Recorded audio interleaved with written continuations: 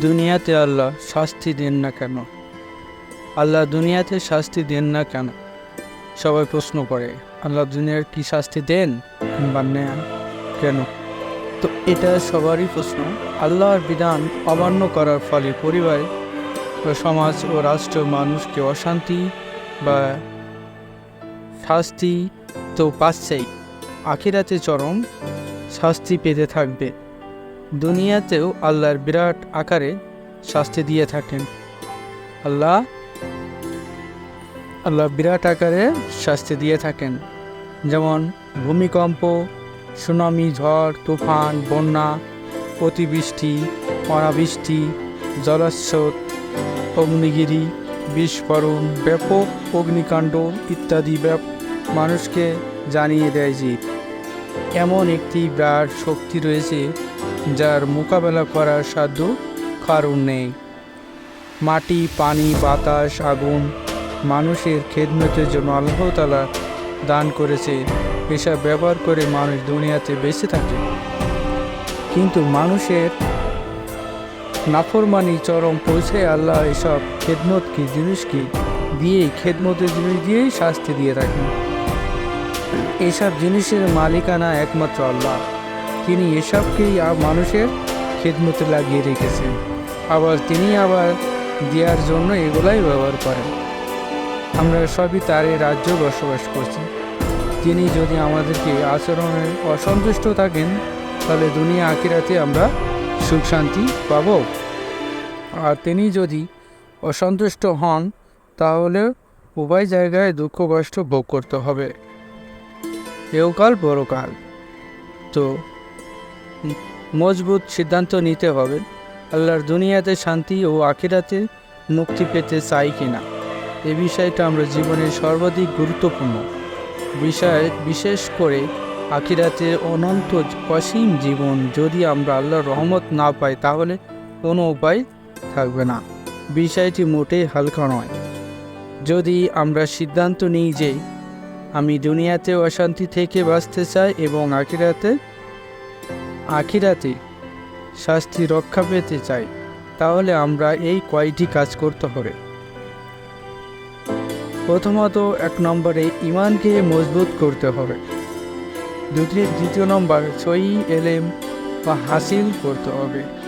তৃতীয় নম্বর, নেক আমল করতে হবে। কেউ যদি নিজেকে ঠিকভাবে গড়ে তুলতে চায়, তাহলে তাকে 3 দিক দিয়ে গড়ে তুলতে হবে। তার মন, মগজ, চরিত্র গড়তে হবে। মনের সাথে ইমানের সম্পর্ক, মগজের সাথে এলেম বা জ্ঞানের সম্পর্কে, আর চরিত্রের সাথে আমলের সম্পর্ক। আল্লাহর মন, মগজ, চরিত্র বলতে আরবিতে ইমান বা এলেম বা আমল বোঝায়। আবারও বলছি, মজবুত সিদ্ধান্ত নিতে হবে। যে কয়টি নিয়ম আল্লাহর এই শাস্তি রক্ষা পেতে চাইলে, তাহলে এই কয়টি নিয়ম আপনাকে মানতে হবে। প্রথমত, ইমানকে মজবুত করতে হবে। দ্বিতীয় নম্বরে সহিহ ইলম হাসিল করতে হবে। তৃতীয় নম্বরে নেক আমল করতে হবে। কেউ যদি নিজেকে সঠিকভাবে গড়ে তুলতে চায়, তাহলে তাকে 3 দিক দিয়েই গড়ে তুলতে হবে। তার মন, মগজ, চরিত্র গড়তে হবে।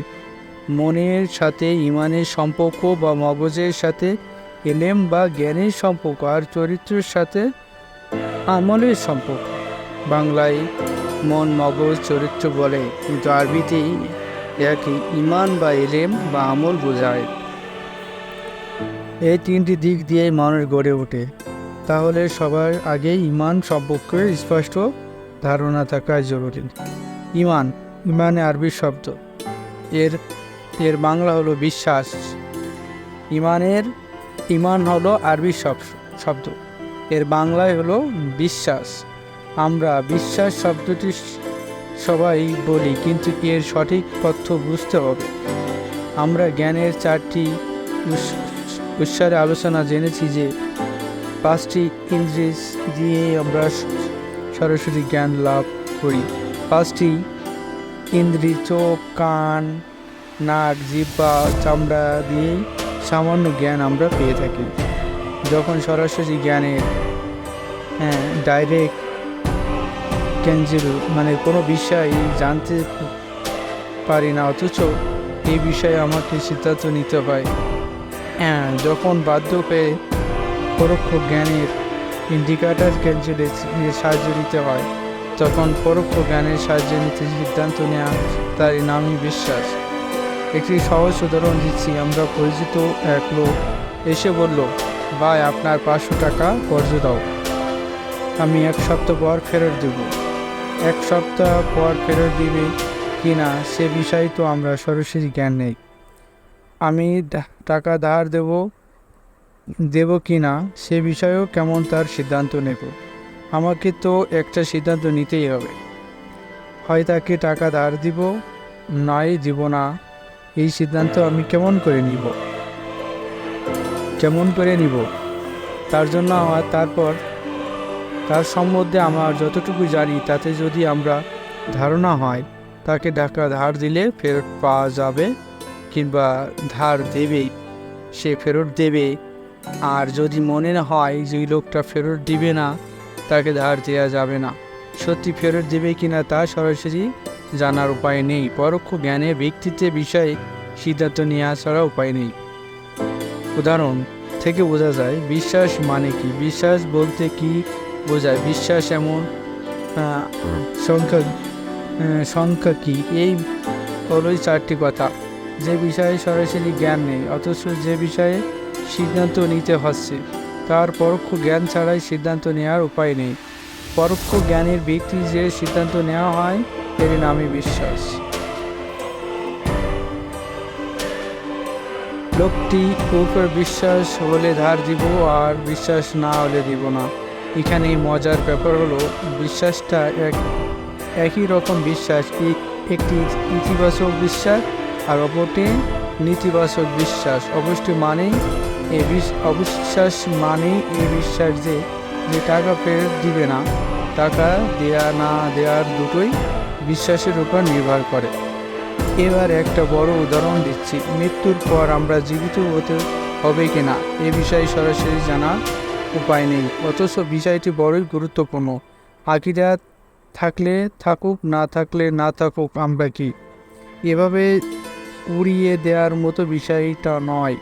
এই বিষয়টা সিদ্ধান্ত নিতে হবে। আল্লাহ তাআলা ওহীর মাধ্যমে বহু পরোক্ষ জ্ঞান দান করেছেন, যার ফলে মানুষ আখিরাতের প্রতি বিশ্বাস করতে বাধ্য হয়। আল্লাহ দেয়া মজবুত যুক্তি বুঝতে বিশ্বাস না করে পারা যায় না। এই দুটি উদাহরণ থেকে আমরা সহজভাবে বিশ্বাস বা ইমানের অর্থ বুঝতে পারলাম। আজ এ পর্যন্ত।